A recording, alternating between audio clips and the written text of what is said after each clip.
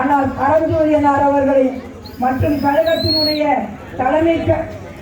தலைமையேற்று நடத்தி கொண்டிருக்கின்ற மிகுந்த மரியாதைக்குரிய துறையூர் வடக்கு ஒன்றிய செயலாளர் சேனை பேர் செல்வம் அவர்களே, மரியாதைக்குரிய வரவேற்புரை நிகழ்த்திருக்கின்ற அண்ணன் கோவை புரட்சி தம்பி அவர்களே, மற்றும் இந்த இனிய நிகழ்ச்சியிலே கலந்து கொண்டிருக்கின்ற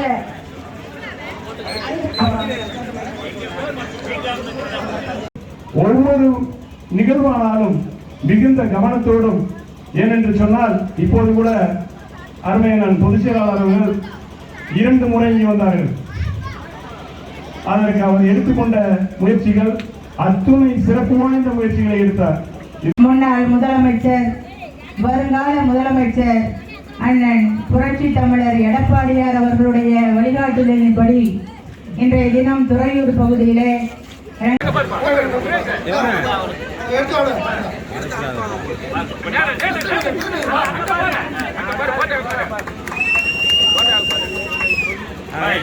அவர் சொல்லை வாங்கி 3 வருஷம் கழிச்சு அதை கொடுத்திருக்காரு. அதுலயும் பலருக்கு கிடைக்கல, தகுதின்னு சொல்லிட்டு பலரை ஒதுக்கிட்டாங்க.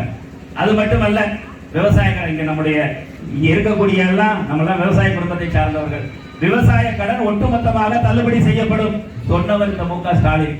இதுவரை அந்த விவசாய கடனை தள்ளுபடி செய்வதற்கு எந்த முயற்சியாவது அவர் எடுத்திருக்கிறாரா என்று சொன்னா இல்ல. வங்கியாக இருந்தாலும் சரி, நேஷனலைஸ் பேங்கா இருந்தாலும் சரி, கூட்டுறவு வங்கியா இருந்தாலும் சரி, எல்லா கடமையும் கல்வி கடனை ரத்து பண்ணுவேன் சொன்னது இந்த முதலமைச்சர் ஸ்டாலின் அவர்கள். இதுவரை அந்த யாருக்காவது ஒரு ஆளுக்காவது அந்த கல்வி கடன் ரத்து செய்யப்பட்டிருக்கிறதா இல்ல.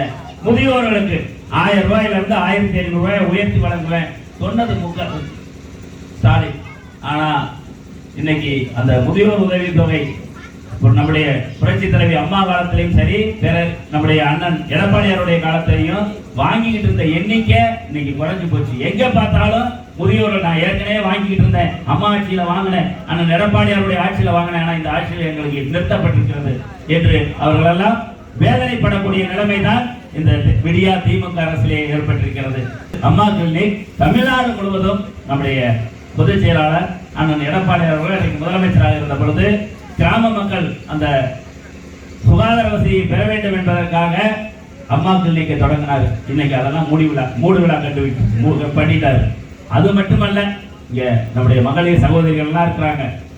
திருமண உதவி திட்டம் புரட்சி தலைவி அம்மாவினுடைய காலத்திலையும் அண்ணன் எடப்பாடியாருடைய காலத்திலையும் படிச்ச பெண்களுக்கு 50,000 ரூபாயும் 1 பவுன் தாலிக்கு தங்கம். இன்னைக்கு பவுனோட விலை எங்க போயிடுச்சு? கிட்டத்தட்ட நெருங்கி 56,000 தாண்டிடுச்சுன்னு நினைக்கிறேன். 60,000 தொட போகுது.